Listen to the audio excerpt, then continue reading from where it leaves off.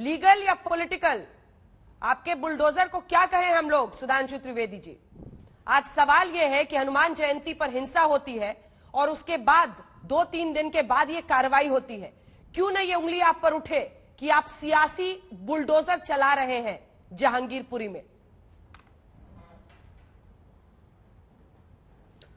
अंजना जी, आपने जो ये वाक्य बोला ना, लीगल या पॉलिटिकल, बस मैं यही जवाब देना चाहता हूं।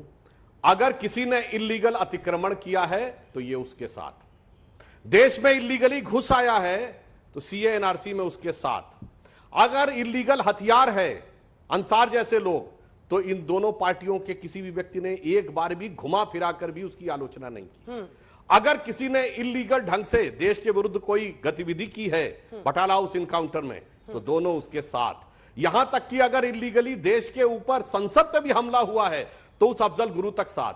तो एक मकान अतिक्रमण के द्वारा टूटने से लेकर संसद को तोड़ने की साजिश तक, हर इल्लीगल चीज को पॉलिटिकल मुलम्मा चढ़ाने का काम हमारे इन विरोधी दलों ने किया है। और दुख है, कष्ट है कि इस देश में एक ऐसी सियासत होती है कि जो कभी कानूनी काम के ऊपर भी हमेशा गैर कानूनी बातें कर कर उसे एक वोट बैंक का चश्मा पहना के देखने का प्रयास करती है, जबकि हमने समान रूप से सब पे कार्रवाई की। गिरफ्तारी हुई समान रूप से बगैर समुदाय देखे, अतिक्रमण पे कार्रवाई हुई बगैर समुदाय देखे हुई है, मगर इनको समुदाय भी नजर आता है और हर अपराध में, हर गुनाह में एक पॉलिटिकल एंगल नजर आता है। ठीक है संजय जी, क्या गलत है अतिक्रमण को हटाने के लिए? अगर एमसीडी की कार्रवाई है तो क्या गलत है इसमें, संजय जी?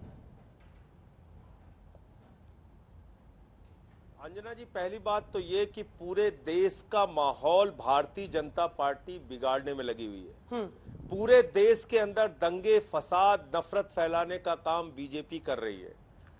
2020 का दंगा, 2022 का दंगा, और मैंने पार्लियामेंट के अंदर भी कहा था, आपके चैनल पे भी कह रहा हूं, देश के गृह मंत्री अमित शाह के राज में दंगा हुआ। उनके द्वारा प्रायोजित दंगे थे, बीजेपी के द्वारा प्रायोजित दंगे थे। अगर बुलडोजर चलना चाहिए तो बीजेपी के हेडक्वार्टर और अमित शाह के घर पे बुलडोजर चलना चाहिए, पहली बात। दूसरी बात, ये लोग किसके किसके साथ हैं अपने चैनल पे जरा दिखाइए। ये है वो शख्स जो महिलाओं को रेप करने की बात करता है और उसको राजेश वर्मा बीजेपी का सांसद जाके माला पहना के सम्मानित कर रहा है। 10 अप्रैल की तस्वीर है। हाथरस कांड में एक गरीब की बेटी के साथ बलात्कार होता है, गैंग रेप होता है। गैंग रेप करने वालों के साथ इनकी सरकार खड़ी होती है। कठुआ में एक बच्ची का बलात्कार होता है। तमाम मुद्दों पर मैं आपको टोक नहीं रही हूँ, इसलिए नहीं टोक रही हूँ कि मैं चाहती हूँ आप कम बोले, लेकिन मैं आपको टोक रही हूँ। पहले अतिक्रमण पर तो बोल दीजिए सर, आज के टॉपिक पर एक जवाब तो दे दीजिए ना। इस अतिक्रमण में अगर कुछ गलत है, अतिक्रमण को तोड़ने में भी बोल, चलिए अतिक्रमण से शुरू करता हूँ। क्यों? हाँ, अतिक्रमण से शुरू करता हूँ। चलिए बताइए कि इसको क्यों धर्म का चश्मा पहना है? शुरू करता हूँ। 15 साल से एमसीडी के अंदर भारतीय जनता पार्टी के मेयर, भारतीय जनता पार्टी के पार्षदों ने करोड़ों रुपए रिश्वत खा के दिल्ली को लूट कर अतिक्रमण करवाया और आज अतिक्रमण हटाने का ड्रामा कर रहे हैं। गणेश कुमार गुप्ता 1977 का अपना कागज लेके रो रहा है, बिलख रहा है, उसकी दुकान गिरा रहे हो आप।